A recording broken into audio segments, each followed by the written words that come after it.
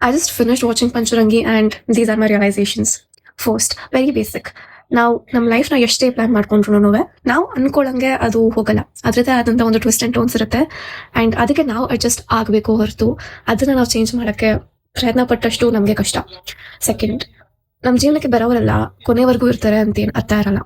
But ಆ ಮಾತ್ರಕ್ಕೆ ಅವ್ರದ್ದು ಪ್ರೆಸೆನ್ಸ್ ಸಿಗ್ನಿಫಿಕೆಂಟ್ ಇಲ್ಲದೆ ಅಂತ ಇಲ್ಲ.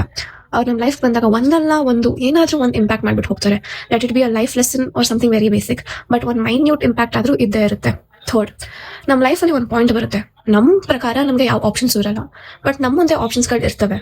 ಬಟ್ ನಾವು ಯಾವ ಡಿಸಿಷನ್ನ ಮಾಡ್ತೀವಿ, ನಾವು ಯಾವ ದಾರಿಗೆ ಹೋಗ್ತೀವಿ ಅದು ನಮ್ಮ ಮೇಲೆ ಬರುತ್ತೆ. ಬಟ್ ನಾವು ನಮಗೆ ಮಾತ್ರ ಹೇಳ್ಕೊಳ್ಳೋದು ಇಲ್ಲ ನಮ್ಮ ಹತ್ರ ಏನು ದಾರಿ ಇಲ್ಲ ಅಂತ. And one more thing, the first half of the movie ಅಥವಾ ಲೈಕ್ ಲಾಸ್ಟ್ 20 minutes ಬರೋವರೆಗೂ ನಾನು ಈ ಮೂವಿ ಏನು ಇಟ್ಸ್ ಫನಿ, ಇಟ್ಸ್ ನೈಸ್, ಇದು ಯಾರೋ ನನ್ನಂಥ ಮೆಂಟಲ್ಗಳಿಗೆ ಇಷ್ಟ ಆಗೋದು ಅನ್ಕೊಂಡಿದ್ದೆ. But then the last 15-20 minutes of the movie so good.